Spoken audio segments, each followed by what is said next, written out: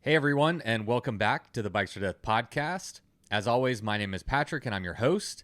And on today's episode, I am chatting with Payson McElveen, who for most probably needs little to no introduction.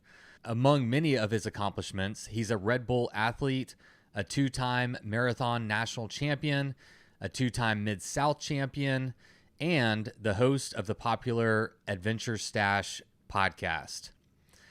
On today's episode, we cover a range of topics, including, but not limited to, what it's like to be a professional bike racer in today's day and age, his attempt at the Colorado Trail FKT, a couple of crossings that he's done both in Iceland and in Tasmania.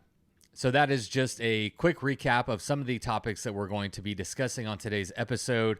I was thrilled to have Payson on the podcast. I've been following his career both on and off the bike for many years. We actually started our podcast almost at the same time. I started mine in late 2018, and he started his right at the beginning of 2019. And so I paid close attention to him as a podcaster, him as an athlete, and I've admired from afar what he's been able to accomplish in both of those arenas. And today's conversation did not disappoint. I hope you enjoyed as much as I did. And before we get to that conversation, I would like to thank the people that made today's episode possible, starting with our latest batch of patrons. This week, we'd like to thank Peter Mergaerts for signing up to be a sustaining member of the Bikes for Death podcast, as well as Jaque Parisien, who has increased his pledge. So we thank both of y'all for your support.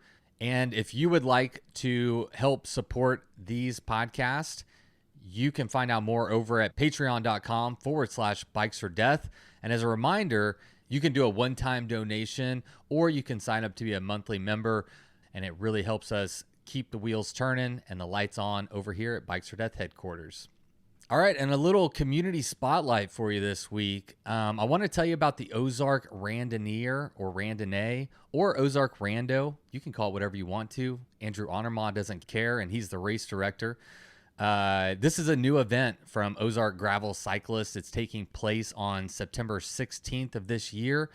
They have two route options, a 120 and a 200-mile route. And they're really promoting the community, having a good time, and really putting community over competition and trying to make an event that is accessible and fun. And I'm all into that. So my girlfriend and I are actually going to be doing the 120-mile route option. And we're really looking forward to being out there in the hills of Arkansas. It's been a few years since I've got to do any like serious bike riding in Arkansas, and I'm really looking forward to being back and being back on the bike, seeing the beautiful hills, the rivers, and the trees in Arkansas, and hanging out with some cool bike people. In that vein, I'm going to be out there recording a podcast, recording our experience as we go along. And I'll be happy to chat, say hi, ride bikes, drink a beer, whatever.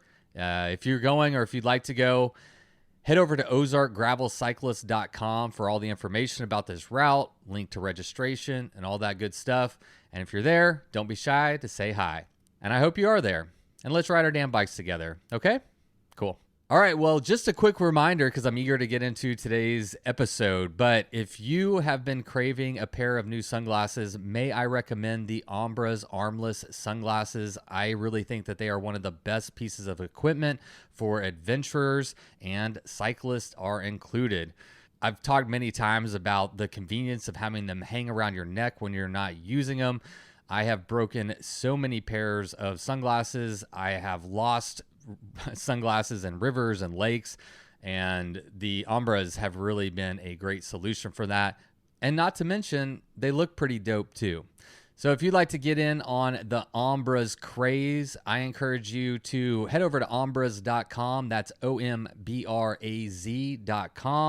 Find a pair that you like, and when you put them in your cart, use the code BikesOrDeath20.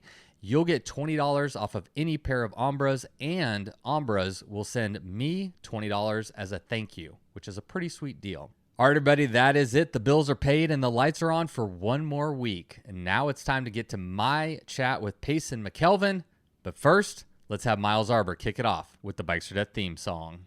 Payson McElveen, Welcome to the Bikes for Death podcast, man. It's an absolute honor to have you.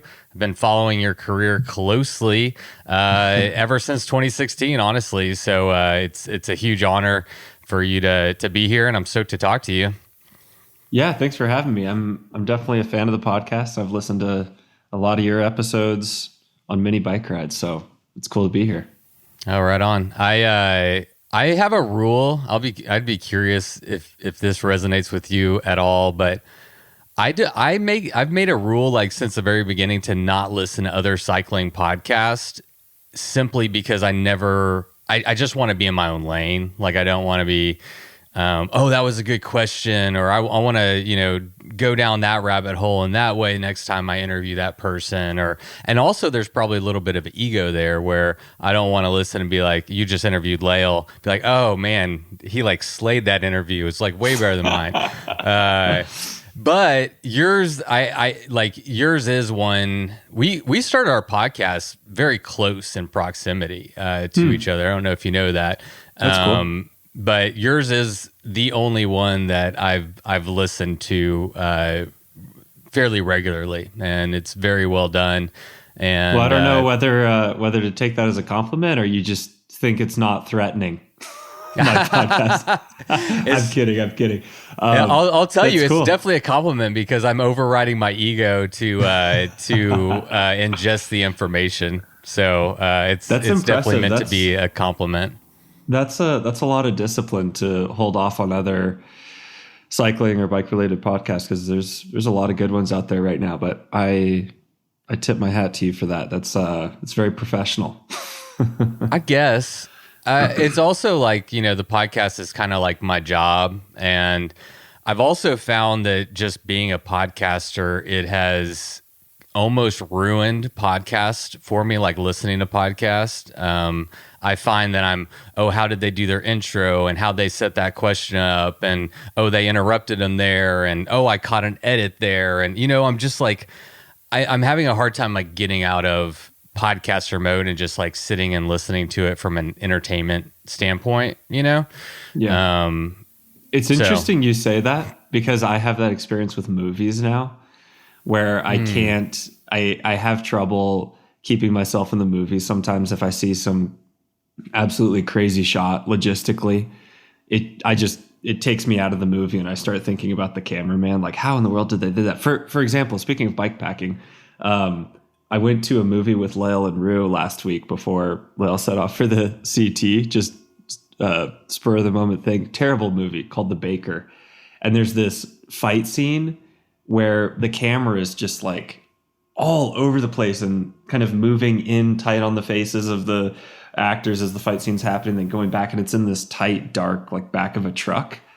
And it's this epic fight scene. You're supposed to feel totally on edge. And the whole time I'm just like, how are they getting this shot? So I totally get what you're saying. Yeah. I love the format of podcasting and long form conversations. And I don't know, it's still a journey that I'm on, and I kind of go through ebbs and flows with where I listen to podcasts and whatnot. But anyway, let's get to you.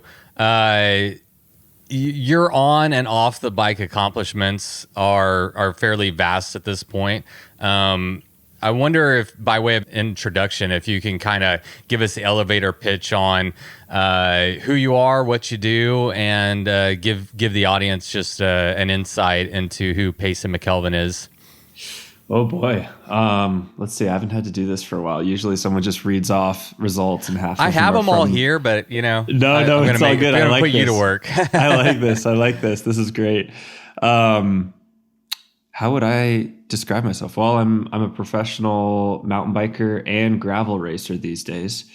Depends on who you ask. To some, I'm just a gravel racer. To some people on Instagram, it's amazing how rapidly that discipline has taken over. I feel like some people don't even remember that mountain bike racing exists anymore here in the States, but it does. It's alive and well. The Leadville 100 was last weekend, and it's awesome to be part of. But yeah, like you, I also host a podcast. That's been a really rewarding part of my life. It was something that I at first did a little bit grudgingly. It was my sponsor Red Bull's idea. And I at the time felt like, there were plenty of podcasts out there and I didn't really necessarily have anything to add, but as I'm sure you found, it's really enjoyable as the host. And so I've totally been immersed with that over the last 5 or so years since 2019. I live in Durango, Colorado with my amazing fiance, Nicole, and our dog, Fiance? Ray. Yeah. I missed the memo. Congratulations. Thanks. Well, I don't blame you because we've been engaged for a year and a half, almost 2 years, which says something about the speed of our life that we haven't carved out the time to actually have a wedding yet. But yeah, I grew up in the hill country of Texas, about 15 minutes outside of Austin, in a tiny little, well, it's not so tiny anymore, but Dripping Springs was a tiny little town. Yeah. Yeah. What else? I kind of went through the typical USA cycling ranks, did the US national team thing when I was a junior, went to Europe, raced some World Cups as a junior in U23. Ended up winning professional marathon nationals in 2017, which was kind of my first experience with being branded by other people. And all of a sudden I was the long distance guy and started getting encouraged to do more long distance racing. And I think that was kind of the first domino that started leading me to where I am today. And over time, I just found myself doing more of the longer distance stuff and enjoying more of the longer distance stuff. So when the gravel scene really blew up, I was pretty well positioned to transition into that, and found that I really, really loved it. And so these days I do a mix of long distance mountain bike stuff, gravel stuff, and then I don't know how I describe them, but they're I guess soul rides is the simplest way. Big missions, trips. I hesitate to call them bike packing so much. Sometimes they're more bike tours. Sometimes they're really big, like multi-day, but single effort pushes. But stuff that's more for me that I end up doing media around most of the time, but aren't, cut and dried, more traditional races. So those are sort of that's like the mixed bag of what I do. That was pretty good. I think the only thing you left out, and it pertains to our conversation today, but Stash House Productions, I believe the Adventure Stash podcast is underneath that, but you also are producing a decent amount of films through Stash House. What are your goals with your media outreach? Because that is outside of, hey, I'm a professional bike rider. What is the value you're getting out of producing these films? I have to assume it's distracting from your ability to, train, and, you're going to have to carve out time to make that happen. What is your why for investing so much time and energy into producing like this media content that goes alongside your racing?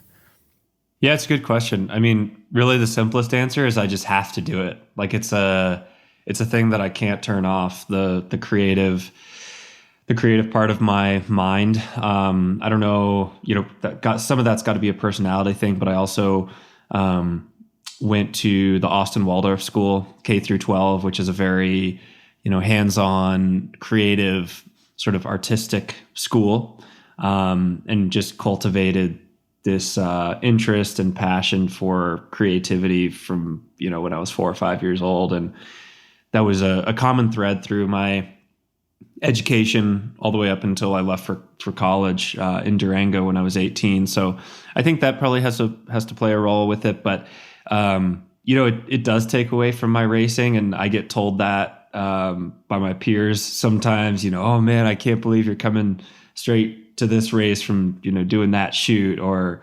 there was a funny moment last year. So these days we have this thing called the Lifetime Grand Prix, which is this big 7-round series, race series. And it was the morning of the 5th round, I think last year, Schwamigan, which is a really classic 40-mile mountain bike race in Wisconsin. And I was almost late to warm up because I was busy just like totally immersed in ride with, ride with GPS routes from this Tasmania project that I think we'll talk about at some point. I Yeah. was just elbows deep in like making fine adjustments to this route, which was, you know, a completely different realm, 360-mile ride versus a 40-mile race. But that's just kind of how my mind works. You know, I can get really obsessive about ideas, and especially creative ideas. So I've tried to take a step back now and then from content creation, making stuff. I also actually really enjoy writing. So Yeah. it's not something I do as much anymore, but now and then when a sponsor requests something, I find myself just getting like totally immersed in it way more than I should and spending way more time on it than I should. So that's the short answer. And it does have payoff professionally for sure. You know, it's no secret that brands really rely on media. But it's just something that I can't stop doing for now. This is one of the things that I really like and admire about you is how, you know, we might see people kind of pigeon themselves, and it doesn't matter the sport, right? Or I mean, we're just humans, we're tribal, and it's like, okay, I'm a road cyclist. No, I'm a gravel cyclist. I'm a mountain biker. And one thing I like to try to promulgate is tearing down those walls, so to speak. And we're all cyclists, and we can appreciate and really enjoy different aspects of this sport. There's a lot of different ways to do it, and I really enjoy celebrating that. And you are a great example of somebody who is, you know, cross-discipline, and also has a strong media presence and a storytelling ability to share those stories. And I think it does a great value and service to this community, by and large. Is that something you're aware of? Is that intentional, or is that just who you are as a person, and we just get to sit back and watch and enjoy the show?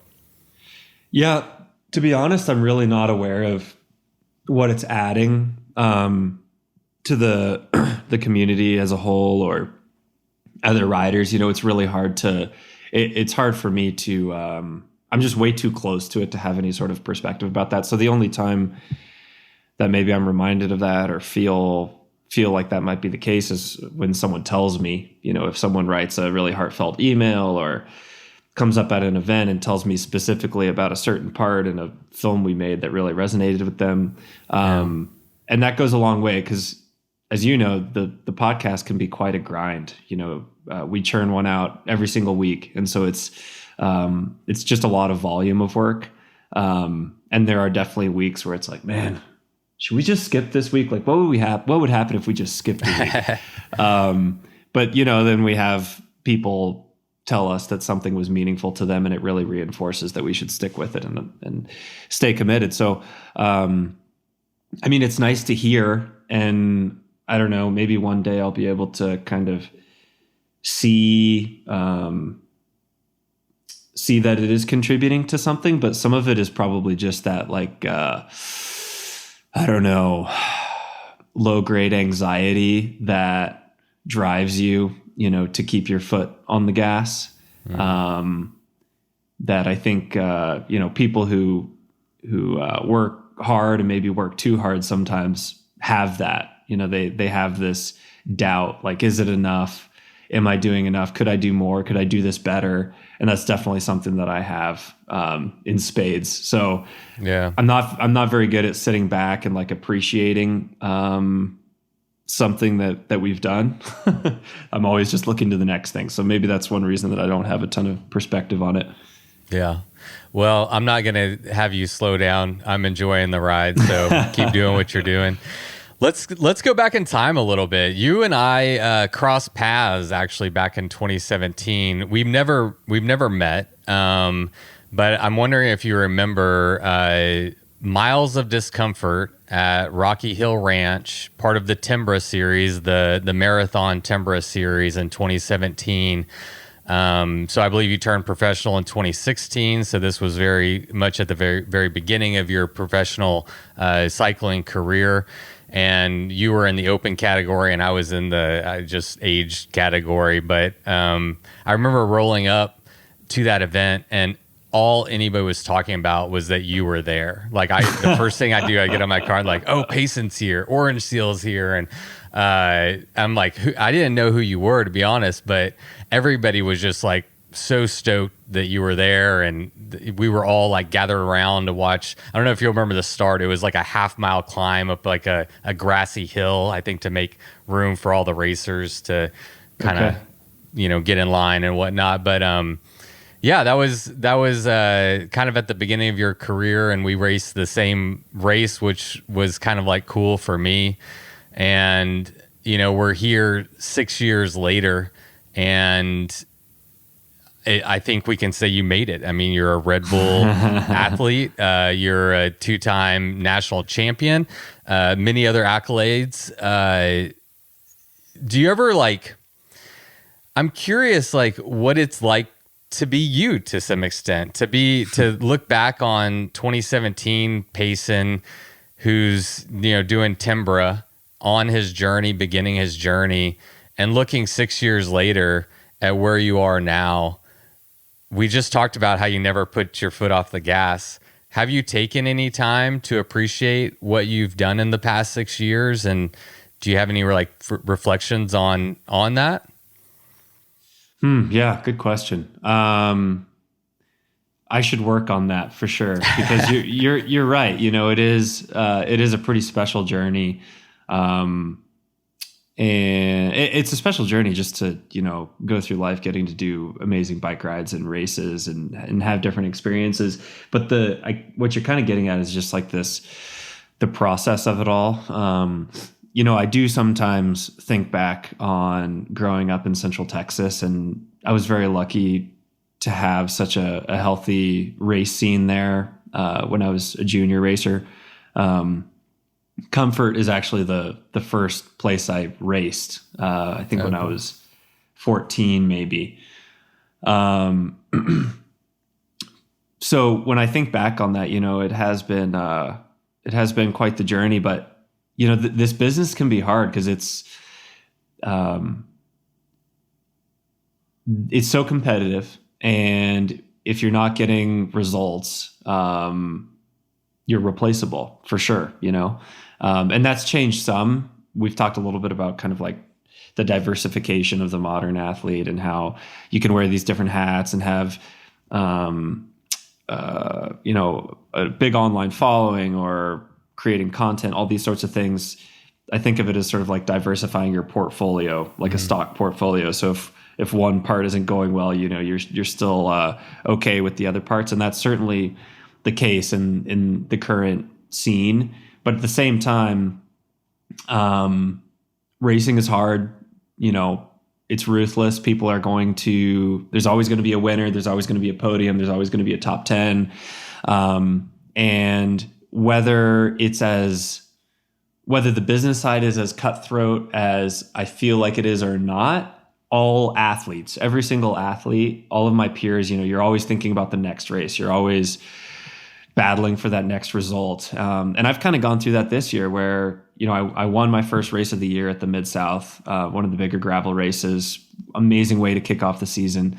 And then I went through this phase where I had some health issues, had a concussion, dealt with some illness and missed some races. And I'm just now getting back into it. And I've had a couple of, top 10 finishes, but I have this drive, it has to be better. I have to get back on that podium. And some of that is the professional side, but a lot of it is just the athletic side, the competitive side, the thing that drives all of us to be our best. So to answer your question, no, I'm not thinking back to 2016 miles of discomfort as much as I should, really. I should reflect on that more, because it is, I think having that big picture perspective is so, so important, because, otherwise what are we doing it for? These careers aren't too terribly long. So sometimes I do reflect on it, especially if I run into someone. For example, I ran into a buddy who is from Central Texas. Noel Reuter is his name. Has raced the timber scene for quite a while, and he was one of the kind of the local elite level guys that took me under his wing when I was really young, a junior racer, racing for Bicycle Sport Shop.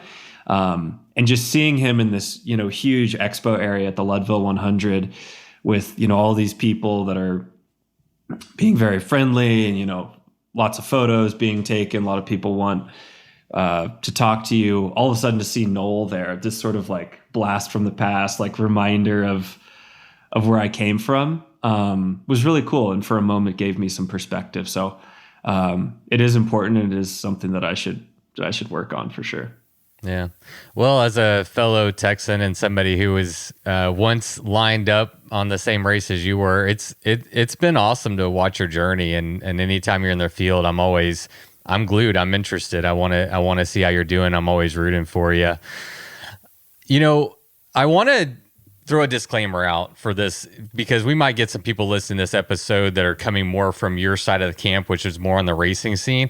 I have to admit, like, my audience and my niche is really in the bike packing, bike touring, bike camping, whatever you want to say. And the whole race side of cycling, not that it's just, there's only so much time in the day, and I've decided to focus on this niche. And so I'm not the most well versed in, the side of being a professional athlete, in the racing side of cycling. And I don't know to what degree my audience is, to be honest. But I'm very curious what it's like to be a professional cyclist. I wonder if you can peek back the curtain just a little bit, maybe share some of the good and the bad, the hard parts that people don't see, because all we're seeing is maybe the 1% where you're like lining up at Unbound or something, and like everybody's glued in and everybody's stoked. But like, can you peek, like, just give us a little peek into what is it really like to be a professional cyclist in 2023? Yeah.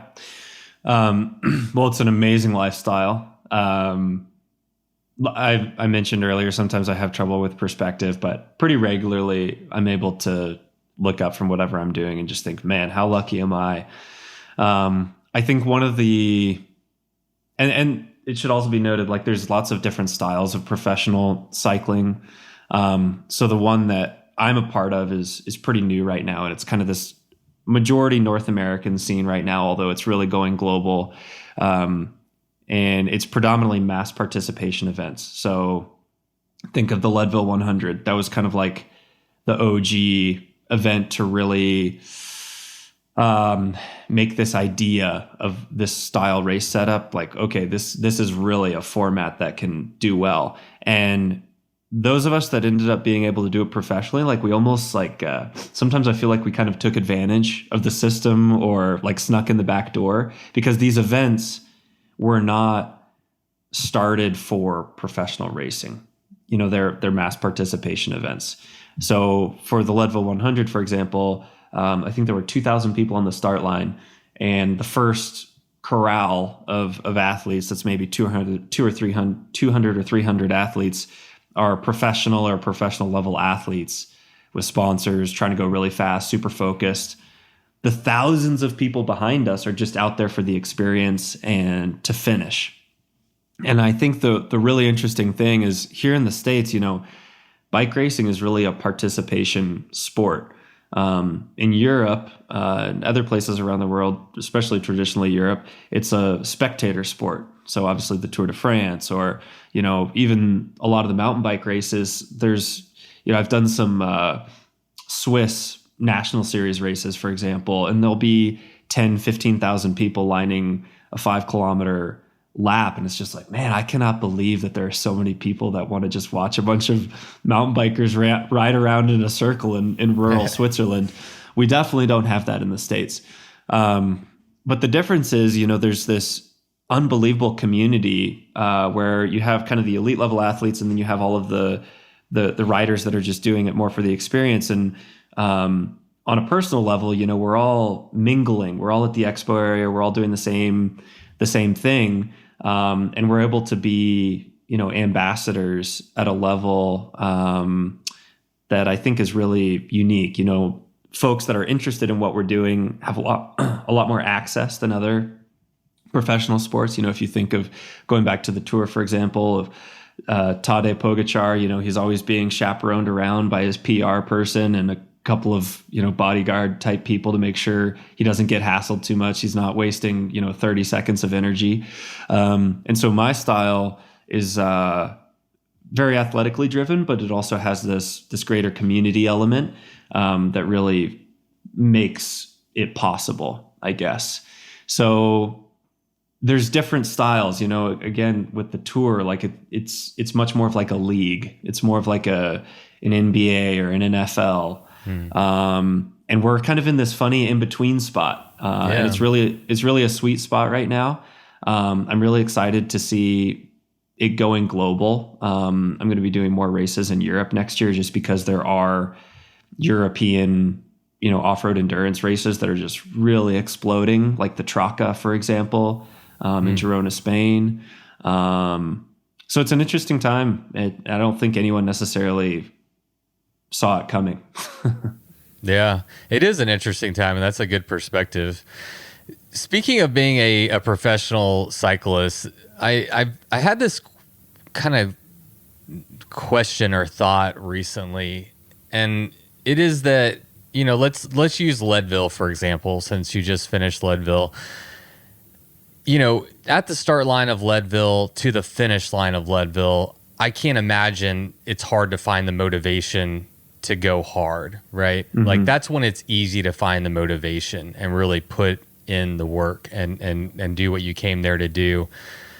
I'm curious, like, what is it that keeps you motivated and keeps you driven and pushing the other, 99% of the time when you're just at home, when things are hard or it's cold outside or you're sore or whatever? Like, how do you maintain such a high level of motivation and discipline to be able to compete at a high level at Leadville or Unbound or SPT Gravel or whatever it may be? Yeah. The answer might surprise you, but for me at this point, the training's the easy part. Okay. I love that process. I love seeing the incremental progress. I love training hard. It feels like one huge puzzle. And I think there's probably a little bit of like OCD personality that comes into play, just like the satisfaction of having a certain number of intervals to do and just nailing them all at the number you were supposed to feels really good. Sometimes it is kind of surprising to me that there is still payoff, but if I go out for a 5 or 6 hour training ride and it's just an endurance training ride and I'm supposed to be riding at, a certain heart rate, the average speed doesn't necessarily matter. But if I get home and I average like half a mile per hour more than I expected to, or my coach expected me to, there's still sort of that like young junior racer inside me that gets a lot of satisfaction out of that. Like, we went fast today. We went a little faster than I expected today. I love that. And it's just a great routine. I mean, it can be really, really hard work without a doubt. I think a lot of times it does get glorified, because it does, garner attention some of the time, but it's really just kind of manual labor, and it's a lot of it, like for the month leading up to Leadville, I didn't do a single week of training that was less than, I think, 22 hours, which by bike packing terms, is nothing. But when you consider that it's a very tightly managed 20 to 30 hours every week with very specific efforts, and, for multiple hours at a time, you'll just be really gritting your teeth just right on the edge of what you can manage. It's hard work. And then you add on top of that, all of the coordination of bike setup, with the diversity of events and styles, of course, we have these days, just the sheer number of hours we have to spend thinking about bike setup, adjusting little things on the bikes. I have 6 different bikes, so there's a whole bunch of different setups we can use, tire widths, you've got aerodynamic considerations, what helmet you use. Literally, I mean, it's crazy how granular it gets, but right down to like what socks you're going to use, whether you use Aero socks or not Aero socks. And I didn't even know they had Aero socks, so that's where I'm at. It's crazy. It's crazy. And it's crazy until you see the numbers, the actual time savings, and you look at the results sheet and it's like, well, There was a guy 45 seconds ahead of me at Leadville. I didn't wear aero socks in the wind tunnel. Aero socks is more than 45 seconds. So it's crazy how into the weeds you can get. But long story short, it's you really can put as much time and effort into the details as you want to. And that kind of goes back to what we were talking about earlier, where I put a lot of time and effort into the details, but I'm also simultaneously right now trying to figure out whether it makes sense to try to do a double crossing next year, like 2 islands that happen to be near each other. Do I want to try to do 2 in 2 days, just poring over maps, starting to think about funding, so that's where the days can get really, really long. But you're giving yourself extra work essentially. Oh yeah. But at the same time, man, like I can't believe that it's work. Yeah. I'm so dang lucky. I mean, how crazy. At least you that? Have that perspective. Yeah. The racing can be hard though. That's really what I found the last few years is like the real killer, mentally and emotionally. Because even if, for most of us, even if say you have an incredible season and you win like 2, maybe 3 big races, that means there's 10 to 12 that you battled and you got beat at. And you're spending most of your time losing. Yeah. And when you've won a race, you're really hard on yourself. When you won a race in the past, when you know what it's like to win, when you know what it's like to be on the podium, anything short of that, to a degree is disappointing. And so that's a tough place to be mentally and emotionally. And then it's just so competitive these days. Like Leadville a few days ago, I mean, the number of guys we had from overseas was just crazy. I was sandwiched between a guy from the Czech Republic and a guy from Germany. And it's just cutthroat. You're just going hammer and tong for 6 hours. No one's giving an inch, just locked in, doing battle. And then somehow you have to come back to the real world afterward and, be a good partner and not forget to feed the dog and all the normal things of life. So yeah, it's a dynamic thing and every day is different. It's really hard, but I feel very lucky. Yeah. One thing that I picked up on and I want to follow up on here is, so when your coach, we're training for Leadville, your coach gives you a plan. I guess one thing I never considered is that you're also dialing in your gear specifically for that race, what bike, what tire, what socks, like that's all part of that training program is figuring out, being in the right fitness, but also having the right equipment, the right setup, everything completely dialed for that specific event. So that's something that'll change every race essentially. Yeah. I don't think I've raced the same bike setup twice so far this year. Wow. It's different every time. Yeah. That's, I never would have thought about that.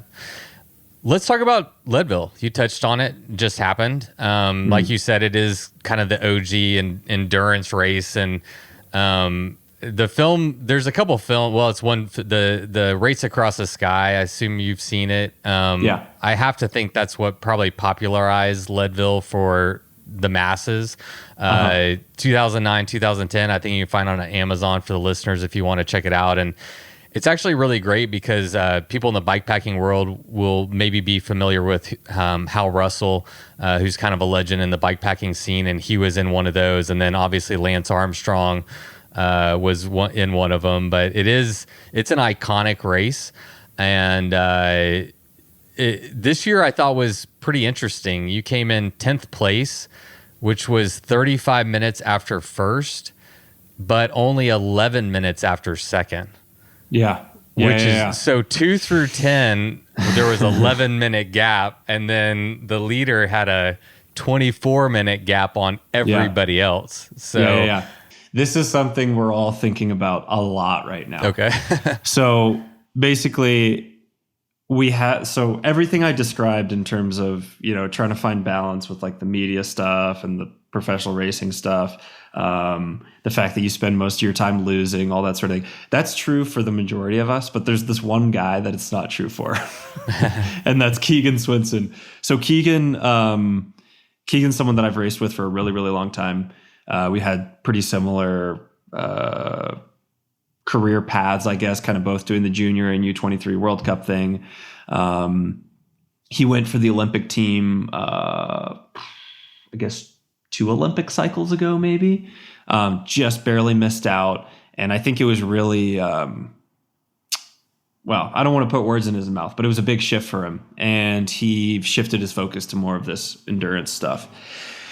And turned out he was way more suited to it. And his personality is one such that he puts 100% everything in his life towards going fast on a bike. He does very little outside of training, equipment optimization, training camps. He has a very almost like a world tour road mentality. And he's also supremely talented, especially at altitude. So he just dominates the series. I think last year he won 4 out of 6 rounds. I had 2 sprint finishes with him, I think, but never beat him last year. And then a lot of the races he was quite a bit ahead. Last year he missed out on setting the Leadville record by I think 90 seconds. And ever since then he's just been like a bulldog, just fully has his teeth around this thing. And so for the 364 days since last year, he's just been fully focused on smashing this record. And what's interesting about the record is when it was set in 2015, it was the current marathon world champion, this guy, Alban Lakata from Austria, who came over and brought 2 of his teammates, and they basically did it like team time trial style, just fully optimized to try to be the first to go under 6 hours. And they did it. But Keegan we've kind of had suspicion for a while that he's like potentially the best altitude off-road racer in the world, and that he could really smash this record. So he did everything. He did this crazy bike setup. He did crazy specific training for this race, had a pacing plan, brought a teammate to lead it out and get ahead of the record early on. And he just smashed the record. So that's why he's way ahead. He circled this thing as like his A priority of the year. And he's just better than the rest of us right now, like hands down. And there's a lot of conversation about if there's anyone in the world that could have gone faster than he did the other day. And some people want to see Sepp Kuss come back to the mountain bike for one Leadville and do like a UFC style heavyweight head to head. But we'll see. I mean, he's incredible. So that's that story. The rest of us mortals were all packed together really tightly there, second through 11. Mortals. There was thousands of other mortals way behind y'all. So yeah, it's all about perspective. So, how are you feeling about your 10th place? You're coming off of a concussion, some injuries, a couple of years ago. But I mean, I'm wondering like how you're feeling about a 10th place and where you go from here, Yeah, I guess I'm kind of like I was saying earlier, I'm sort of at a stage in my career where if I'm not on the podium, I was hoping for more type thing. Yeah. Especially for Leadville where I've been on the podium twice. But like I said, these races just continue to get faster and more competitive. So I actually went faster than I've ever gone at Leadville. My time was 6 minutes faster than my previous best. Right. But it was one of my lowest finishes, on the results sheet. And that's just the nature of the sport right now. It's also kind of different because we have this season-long points chase. So I'm basically trying to score as many points at each one of these rounds to accumulate a certain number and end up with a high overall finish. Like you said, the beginning of my year was pretty rough. Had a really, really hard crash. Ended up in an ambulance and, carted off the course back in May. So I'm still kind of finding my top level, but it's encouraging. I've had a couple of consistent races now. First being at Crusher and the Tusher back in June, and then this one in July. So is Crusher and the Tusher August. The one where you get a tattoo on your ass? No, that's Single Speed Worlds. Oh, okay. I've done that too, though. That's a good one. But yeah, it's coming around. It's a process, and it's just so competitive that you can't. You just have to be patient, really. Yeah. And I've learned that over the years. Okay. So are you being patient? How is it really sitting with you? No, I'm not. And Nicole could jump in here and be, I'm sure just say, he's an absolute terror. it's the hard. dog And runs and hides when you come in the house. No, but it goes back to what I was saying earlier. It's the blessing and the curse of being a motivated athlete. You know, it's almost never enough.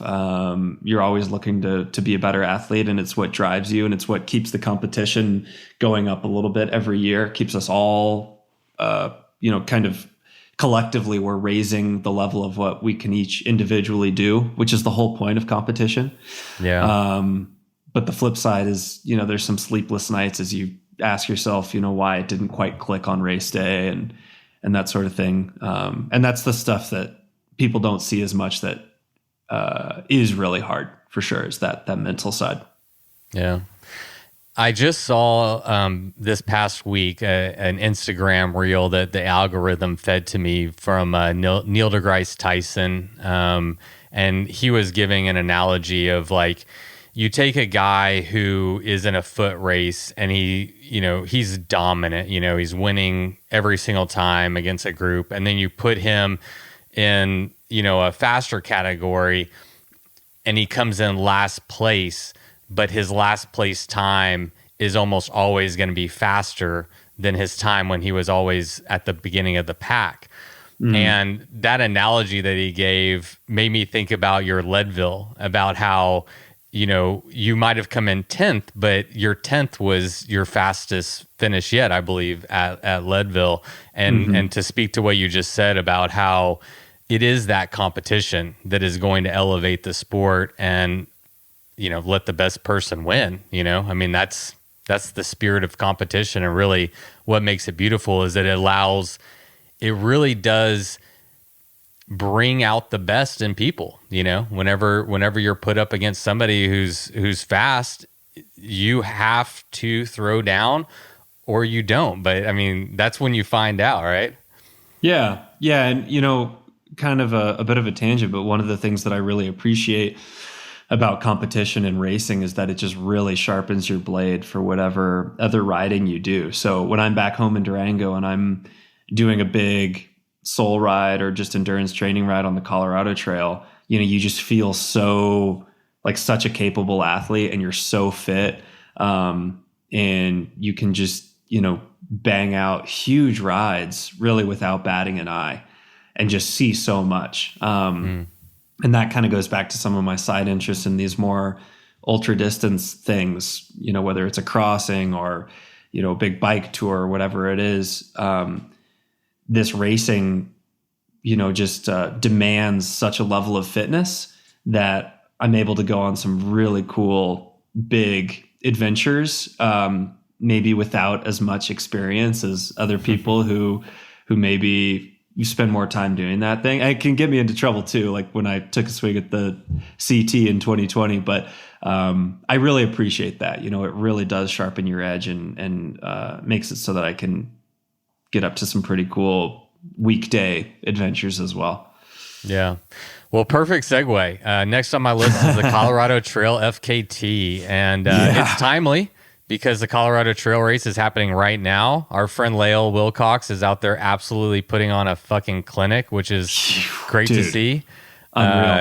No media, no problem, Yeah, it's weird. She's potentially even going faster. Strange. Weird. Huh.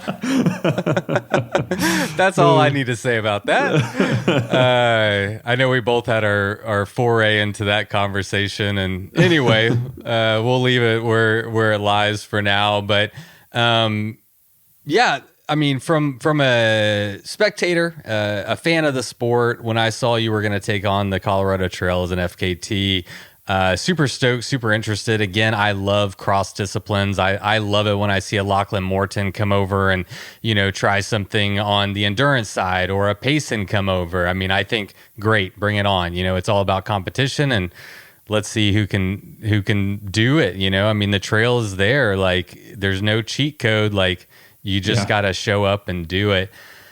I think my first question here is, like, it was 2020. It was during the pandemic. So I think, like, the why. Why did you do it? I think it being a pandemic year and races being canceled probably speaks to that to maybe a large degree. But outside of that, like, this was your first bike packing trip ever, right? Like, Yeah. you took on totally. arguably the hardest mile for mile bike route in the world as your first bike packing trip. Why? Like, what about that? Why even try? I mean, that's so far outside of what you do typically. I'm super curious. Yeah. Well, a few things. One, I really need to give credit to my partner, Nicole, because this is much more her realm, this bike packing sort of space. And when we started dating right at the beginning of 2020, shortly thereafter, my races got shut down. And so we had this amazing opportunity to go on, bike adventures together, more backcountry, bike packing style, bike pack adventures. So we did a few little overnights, just short little weekend things. And I loved it. I loved the gear selection component, being self-reliant, figuring out how to actually take care of yourself. She laughed when we went on our first high country ride together. So for those that don't know, I live in Durango, and we have an incredible section of the Colorado Trail kind of right behind our house from Silverton to Durango. A lot of people's favorite, sort of potentially one of the most brutal sections too. And we were getting ready for, I think, our first big Colorado Trail ride together, and I grabbed my little like race rain shell, and she had this big pack with like a medical kit and stuff that you should take on a high alpine adventure. And she was like, "What are you doing? Where's all your stuff?" And I forget how I said it, but it's sort of what I went back to earlier. Like, in the past, if I get into a situation weather-wise or whatever else, like I literally would just fitness my way out of it, just like put my head down, and I know that I can get out of anywhere pretty quickly. And I soon learned that you just can't do that. If you're doing an overnight, doing a longer mission, like you have to take care of, or you have to take stuff to actually take care of yourself. And so I gradually was introduced to this new style of riding, this more adventure-oriented style of riding rather than this performance-driven style of riding. And I just really fell in love with it. And then a few months later, Rebecca Rush did a big fundraiser. I forget what she called it, but basically as part of it, I did a single track Everesting. So climbed 29,000 feet. I remember when she did that. Yeah. So I did that on high alpine single track. And to that point, it was the longest ride I'd done. I think it was like 16 or 17 hours. And I felt really good. And I was shocked at how good I felt afterward. And I was like, man, that was cool. And the places that it took my mind was one of the coolest things I've experienced. I think I want to dabble more in this while racing is still on hold. So then I jumped into, I think, what do they call it? I think it's the Colorado Trail Classic, maybe. And it's this little grassroots event that basically goes from, it covers that the Silverton to Durango section of the Colorado Trail. So I think it's like 80 something miles.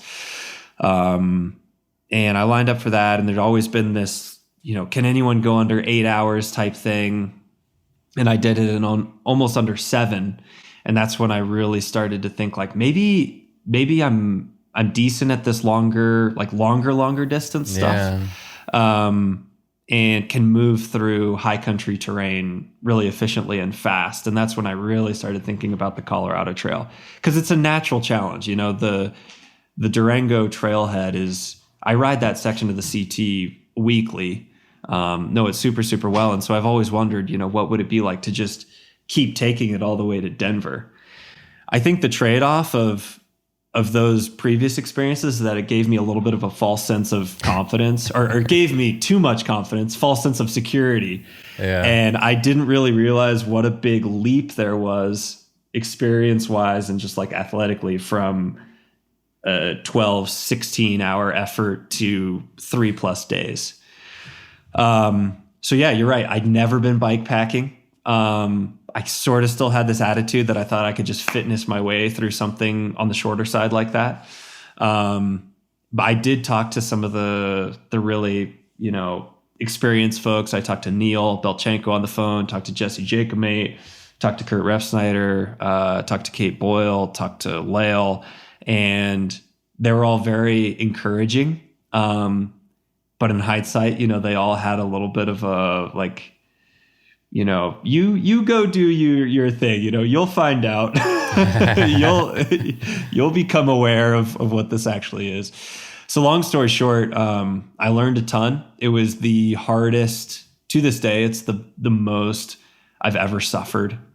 And a lot of that had to do with a lack of experience about how to pace the thing, because I'm so used to riding at a certain intensity level that I thought I was riding really conservatively, but I actually wasn't riding nearly conservatively enough. And I uploaded that ride to Strava, and I should have known. I mean, looking back, I basically, for those that are on Strava, I basically took every single KOM from Durango to Silverton, and I thought I was on going a bikepacking rig.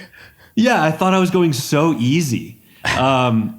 And the thing is, like, it's just such a different experience. And I got so much respect for how different it is and what incredible athletes, bike pack athletes are. Like, there's so much more to it in terms of taking care of yourself, making good decisions in terms of being efficient, saving time. One of the biggest things that I didn't do is I just didn't really walk. Like, you have to get off and save your legs on a route like that. And I have this, racer sort of like ego thing about not dabbing, not putting a foot down. Like that's something you try to always do, is just stay clipped in. And so I just burned so many matches. And so I took myself to a really dark place. I wasn't prepared equipment wise for the sleeping. So the first night, I started at like 8 a.m. Should have started at 4 like everyone else does. And I got to the Jarosa Mesa area, which is a little bit before Slumgolian Pass, I was actually ahead of pace for the record at that point. Couldn't sleep because I didn't take a sleeping bag. I just took a bivvy and a sleeping pad, and like a puffy jacket and stuff, since, I was just trying to copy what the ultra gangster badass bikepackers do it. For some reason, I thought I could do that the first time too, for some reason. Why not? Anyway, it just took me to my knees, and there were some other things that happened. Like, there was a crazy storm that rolled through and knocked down a huge number of trees on the Monarch Crest area, and I ended up getting lost in all of this tree fall for half an hour in the dark, which was pretty scary. Gnarly. Had a pedal fall off, the spindle, all kinds of stuff. But at the end of the day, I just wasn't nearly experienced enough, and I rode way too hard at the beginning, made it all the way to Copper, and basically rode myself into the ground to where my body was really starting to break down. Like, I got this really bad facial edema, like my face got crazy puffy and got this really bad, like, wheezing rattle in my chest, and learned a lot, found my limit, and realized how freaking gnarly even a 4-day, bike packing race effort is. Yeah. One of the things that has been very difficult for me to try to quantify is how hard bike pack racing is, just, in compared to other endurance efforts or other athletic efforts. And one thing that was interesting, I was rooting for you. I'm not happy that you failed, but it's interesting because from your perspective as a high level athlete to come into this, and I would highly encourage listeners to go watch your video that you did on this. It's on your YouTube channel. It's like 30 minutes long, and it's very well done in terms from a storytelling perspective, and giving the watcher and the listener like an insight into like how hard that trail actually is. And I think it's typified by the fact that you are a high level athlete, and you're known for more being an endurance athlete. And I thought that video did a really good job of showcasing to some degree like how challenging this bike pack racing actually is, and so certainly not happy that you failed or anything, but I thought it was telling, I guess, of like how gnarly that trail is and how hard bike pack racing is in general. Yeah. You mentioned that you'd want to take another stab at that FKT. Is that something you're still considering? Oh yeah, I have to. I mean, Okay. it's for a couple of reasons. One, it's the backyard trail, and two, for me, anytime something just kicks my ass that hard, you have to go kind of reconcile that experience and not tame it, but have a good experience with it. And that was what Lachlan's effort was all about too. When he did 3 days, 10 hours or whatever it was, that was as much I want to see how fast I can go as it was I need to have a good experience with this trail, because he absolutely got his ass kicked by it the first time too. Yeah. And I've learned a lot since then in regards to how to take care of yourself on a multi-day effort like that. But I don't know when I'm going to find the time, because to really do that effort and that trail justice, you have to spend a lot of time preparing for it specifically. Yeah. And then also it leaves such a hole that I would basically have to take, several months off my normal race season, which right now isn't going to happen. The good news is I've got plenty of time. Ultra efforts like that, you can do them when you're quite a bit older, and maybe even do them better as you age. So it's definitely on the bucket list, but I'm not sure when I'll be checking it off. It might be better if you can't pedal your way up a mountain and you're slowed down a little bit and you have to unclip and walk it. Maybe it'll serve you better. But you are right. It's one reason I like these longer endurance bike pack racing and stuff, because it is a great equalizer. We're seeing Lael compete right now on the Colorado Trail, and she's fighting for first right now. And we see people who are older who can compete at a high level, and people who are sponsored athletes, and people like Uba, who just won the Tour Divide, who he owns his own company. Like, that dude is flying over the world consulting businesses as a full-time job, and just for fun he does the Tour Divide. It's really cool how it is a great equalizer, and it's something I really value from that side of the sport.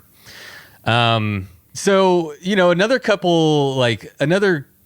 cool outside of professional bike racer thing that you started doing is these crossings. So in 2021, you crossed Iceland, 250 miles, did it in 19 hours and 45 minutes. And then this past year in 2022, you did crossing Tasmania. Talk to us real quick, why? Where did this idea come from? Again, this is outside of your bike racing. What's your why for doing these kind of fun events, I guess? I don't know what you would call them. They look kind of fun to me. Fun challenges. Well, I'll tell you right now, they're the coolest thing I get to do. Cool. Without a doubt. And they sort of came about accidentally. In 21, I got an invite from Chris Burkhardt to go on this bike tour with Lael and Rue in Iceland, and Nicole, my partner. And it was meant to sort of establish the new West Fjords Way route in the West Fjords of Iceland that Chris had helped put together with some local Icelandic folks, and also Tyler Wacker, who's from Texas too. Exactly, I would characterize him as local Icelandic at this point. He is now, yeah, he lives there now. Lucky bastard. Yeah, so he and Chris and a handful of other folks kind of put together this really awesome new route. And I was right, kind of. I was going back and forth about whether to do it or not, because it was really right in the middle of my season. Doing an 8-day bike tour in Iceland sounded incredible, but it goes back to what we were talking about earlier. It's not really great prep for 4-hour mountain bike races. Sure. And at this point, Chris knows me pretty well. So I think he knew that if he sort of dangled like some sort of competitive carrot in front of me, in addition to this bike tour, I would maybe commit to the trip. And what he came up with was he just wrote me a note one day, and he's like, "Hey man, no one's ever done a single push across Iceland under human power. And there's this, incredible overland history, overland travel in Iceland. And it has this notorious interior, the Icelandic highlands, which are basically totally devoid of life. Looks like the moon.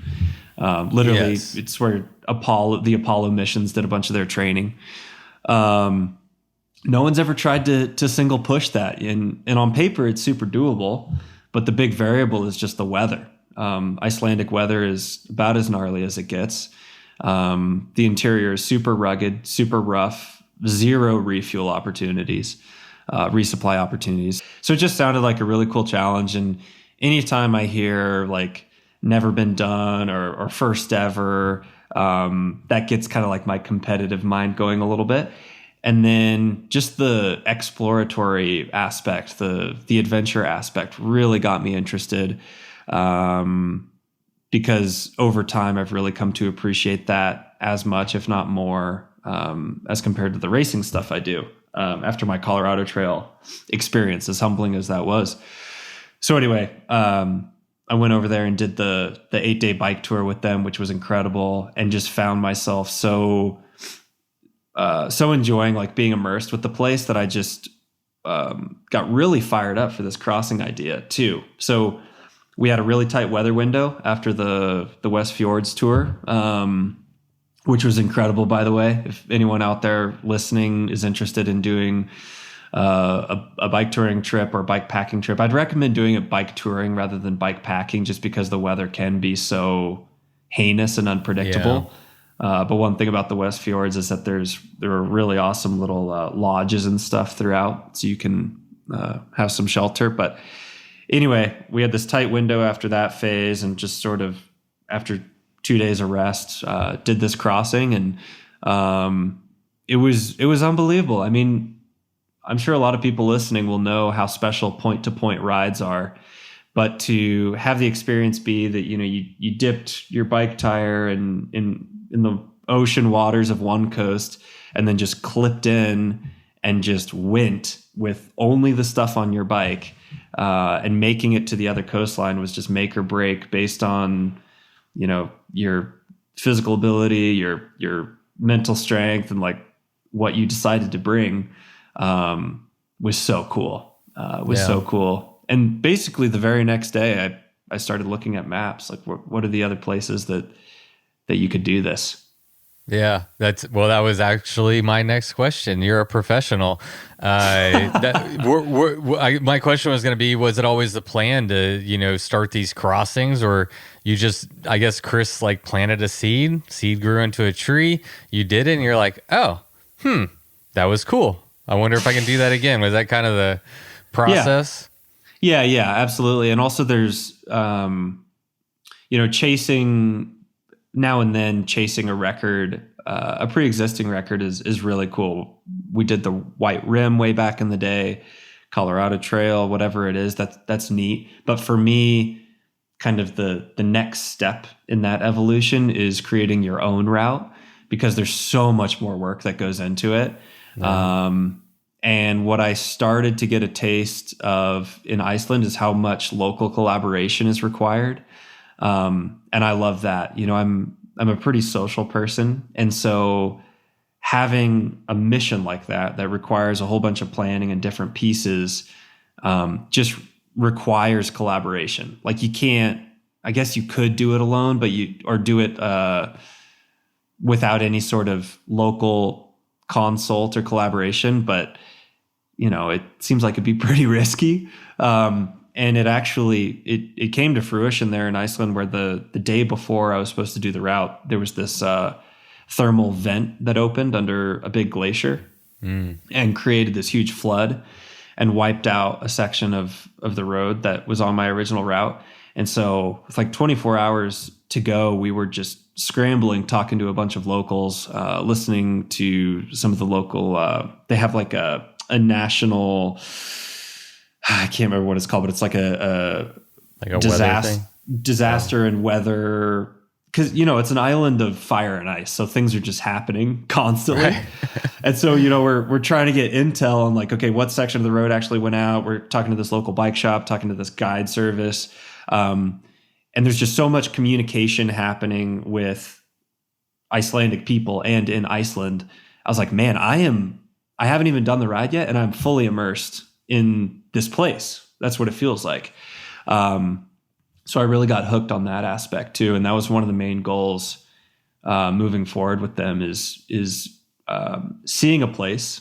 But the most incredible way I know to see a place by bike, and then also having it be this cooperative effort with people that call the place home, because it's really what's required to make the most of it, I think.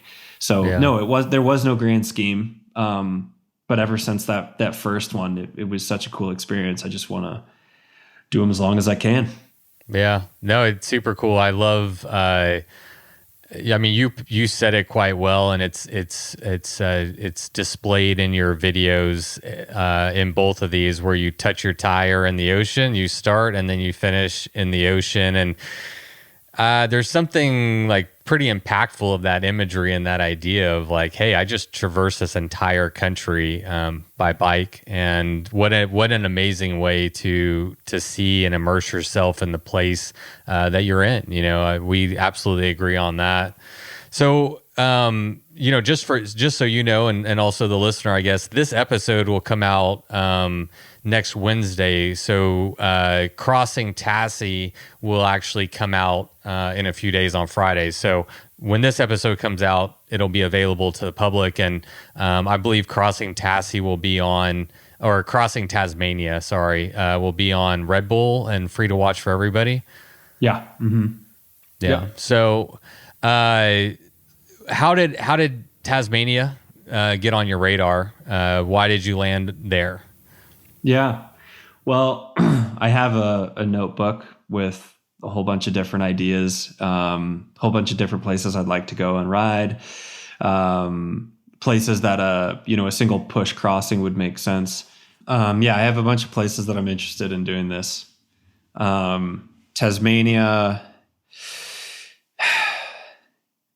was on, or is on there, I guess, because a few reasons. One, I raced cross country world champs in Australia one time, and this is back in 2016, I think. And I had this sort of interesting experience where I achieved this, childhood goal of competing at the professional level in the world championships in mountain biking. That was a big dream. And I was there for 5 days, and every single day practiced this little, I think it was like a 5-kilometer course, saw some kind of cool stuff, but never really felt like I was even in Australia. Okay, we were driving on the left side of the road. There's some weird looking animals next to the course. But other than that, I saw the airport, I saw a hotel, I was really stressed out a lot of the time because I wanted to make the most of my race. And so I felt like I never really visited Australia, and I had huge regrets, and it was a big turning point for me. So that was one of the reasons I wanted to go back to Australia. And then also you just hear, incredible things about Tasmania specifically, almost like it's its own little mini planet. And that's one of the reasons that I'm really kind of obsessed with island crossings, is by their very nature, they're a little bit insular. They have, it's just default that they're going to develop their own cultures to an extent, their own subcultures, their own ways of life. There's probably going to be wildlife there that's a little bit different than anywhere else in the world. Even, an island that's pretty close to other, big land masses and theoretically have tons of cultural crossover. Like there's going to be differences. Like if you think of Ireland versus the UK, for example, Irish culture has so many significant differences to the rest of the UK or whatever. Same goes for Tasmania. Tasmania, right, I learned is often completely left off of Australian maps because it's just kind of down there by itself and the rest of Australia forgets about it. As crazy as that sounds. So yeah, the more I looked into it, the more I just really fixated on it. It has incredible mountain biking. In Derby, they have an Enduro World Series race every year, and it's been voted riders' favorite many times. And I knew I wanted this one to to require a mountain bike and to include a lot of single track. So there were a whole bunch of different reasons. And yeah, then I just started rolling up my sleeves and figuring out what it would be and making contact with some of the people that live there. Yeah, let's talk about Emma Flukes. For me, like I can't disassociate Tasmania and not think of like Emma Flukes. Like she's been on the podcast twice, and she's one of my favorite guests. Like she is her raw and unapologetic view, and I'm just a big fan of like how chill she is about like super hard and seemingly like just mind-bogglingly difficult terrain that she rides in, and she's like so relaxed about it. I don't know. She's just a total badass. And so, spoiler alert, she's in your film. You connected with her. Talk about Emma. I mean, what was your impression of Emma? Yeah, this is a great story. So originally, one of the other reasons I was drawn to Tasmania is they have a route called the Tasmania Trail, which is a 290-mile route from north to south that is sort of like a state point of pride.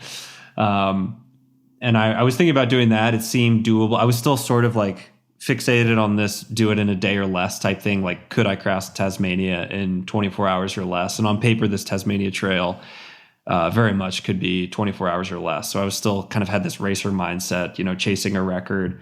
And then I realized that it was going to be super gravel bikeable. And I was like, man, I really want to do a mountain bike route this time. And so I started thinking about, well, what little like random bits of route can I add on to the Tasmania Trail that would like require a mountain bike so I can justify riding a mountain bike, but it's still doable in under 24 hours. So I was kind of trying to come up with my own variation. And I found this crazy like 3,500 foot rock drop in off this plateau that I thought I could maybe add in. And I was looking at Strava segments, and I would find these little Strava segments, and there was this one name that just kept popping up on these Strava segments that had 5 people on them or 7 people on them, 9 people on them. And it was Emma. And after a while, I was just like, who is this Emma person? Like she's the only one that's done all of these weird segments in the middle of nowhere. And so finally I found her online, and I think it was around, I can't remember if I found her on Instagram or I found her on your podcast first. But it came pretty quickly apparent that she was the one that I should probably talk to get the most advice about this. And for those that don't know, that haven't heard your episodes with her, she's sort of like the queen of backcountry Tasmania. Yes. In fact, I think that's what we put as her byline in the in the film. But yeah, she's a marine scientist, and also just happens to be a really hardcore bike packer, adventure rider. Puts on this crazy race called Tassie Gift that I've got to do at some point. But she was a wealth of knowledge, and you're right, she's very no nonsense or matter of fact about what's hard.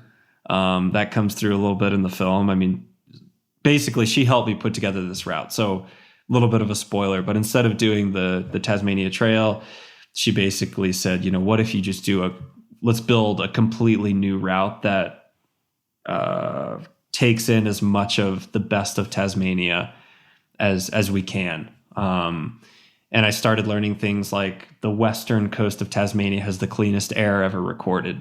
Got to go check that out. What's it like to breathe the cleanest air in the world? I want to check that out. Exactly. So we just kind of created this best of route. She's actually done a coast to coast. She did one, I think, south to north. But yeah, huge thanks to her and a bunch of other Tassie locals that helped make it what it was. Yeah, it was really interesting in the film. I don't want to give the whole thing away because I want people to go watch it, but you said like you had gone in with planning and preparing to go a north to south, and you show up and talk to Emma and completely change the route. The only thing that's the same is you're going to cross your original route at some point, but other than that, you're never going to touch that route at all. And so, it totally changed. Yeah, just quickly, I think it's worth noting that it completely changed what I was looking for too. Like for me, 270 270 or 280 miles, whatever it is, like on paper, that could be done in a day. This new route, it was 360 miles, 35,000 feet of climbing. I could not do that in one day. And so I had to really let go of and change my mindset about what I was looking for. And that's a lot of what the film is about. But I mean, that's what I think a lot of these adventure trips should be. You know, you can go in thinking you have a plan, but being open-minded and allowing them to evolve is a good mindset to have. Yeah. Well, we'll let people go watch it. Like all of your films, I mean, I think your production value is just getting better and better as you go. But it's just a very well done story. And I mean, I'm all about inspiring people to get out there and ride their damn bike. And I think that is a great resource for people to go check out. And being mindful of time, let me ask you one more question. Where is it? I want to make sure I don't mess this one up. Okay, easy one. What do you consider to be your greatest accomplishment, your fondest memory as a athlete, as a cyclist? Easy. Oof. Easy question to close it out. Oh man. I've never been asked that. Yeah, that's tough because I mean it depends on how you want to answer that. Like proudest result, or proudest or like the time that I was at my best physically or athletically. Man, I don't know. I almost want to ask Nicole, like phone a friend. For what? How about this? Can I ask you a question and maybe it'll spur Sure. And this doesn't have to be your answer, but something that stood out to me when I was researching this film is your film A Win for Dad, which was when you won the 2017 national champion. God, dude, I was watching that shit at 11 o'clock last night and I was tearing up on my fucking couch, man. Like your dad's reaction to that as a father, it's like just all the feels. It was amazing. Your dad's racing in the same race. And so that doesn't have to be your answer, but just maybe it spurs something. But that has to be, I think, a highlight, being so early on in your career, winning your first national championship, having your dad in the field. Brings you to tears, man. Yeah, that's a good one. I mean, I can answer with that one. It's because that one definitely changed the trajectory of my career as well. And that was an interesting one because the main guy I was going up against is named Howard Grotz, and he's a really good friend of mine. We were actually roommates for a while, and he's one of the best racers of our generation. Went to the Rio Olympics for us. He's won the Cape Epic, and it was actually that year that he won the Cape Epic, and so he, on paper was one of, if not the strongest, long distance mountain bikers in the world. But the course just really lent itself to my skill sets, and for whatever reason, that you always kind of have to have a never say die attitude in these races, but for whatever reason, this day I just really had that. And I remember it wasn't a smooth day. I had this crash at one point in a pretty deep creek where I went, almost over my head in water and had to fish my bike out and chase back onto the group and that sort of thing. But it was just a special day, and I was able to win, and having my dad there made it, that much more special. And like I referenced way at the beginning of our conversation, that was kind of the race where, people, brands, et cetera, started saying, oh, you're this long distance guy now. And so that same year, actually, I medaled at cross country nationals. And so on paper, I was a cross country racer too. I went to XCO Worlds that year. Could have kept pursuing kind of a World Cup track, but that national title just sort of nudged me towards doing the longer distance stuff a little bit. And wanting to represent with that jersey at Leadville, the national champs jersey, is what spurred me to do Leadville the first time. So yeah, that's a good one actually. And I forgot about that little film. It's a pretty classic moment when my dad, assumes that Howard's won, of course, rightfully so. And then he's surprised when it's not the case. And if you want to see what Payson looks like without a mustache. Yeah. That's There's true. a couple videos out there. Yeah. Well, Payson, I can't thank you enough for coming on the show, man. It's an absolute pleasure to finally touch base with you after all these years. I'm a big fan of you as an athlete and you off the bike, all the things you do off the bike to help inspire people, to show people what's possible, and to highlight other athletes and other people who are out there pursuing their passions and their dreams. So I think you add a lot of value to our community, and I appreciate you, man. Thanks for everything you do, and again, thanks for coming on the podcast. It's been a real treat. Yeah, thanks, Patrick. I appreciate that, and same to you. Keep up the good work. I really appreciate all the work you put in as well. Yeah, I don't plan on stopping. This is too much fun. It is. Yeah, and it's a really good way I think it's a healthy, you project your energy towards someone else and give them a platform, and helps you get out of your own head sometimes, being a podcast host. So I hear you there. Perspective is always a beautiful thing. Please. Where do I get one of those Bikes or Death shirts? Send me your address. DM me. Do you have like an online store or anything? I do. It's currently broken, and my tech person is trying to figure out. And so right now, if anyone orders, it'll just be like, hey, message me, and like we can do Venmo or PayPal or something. Like it's.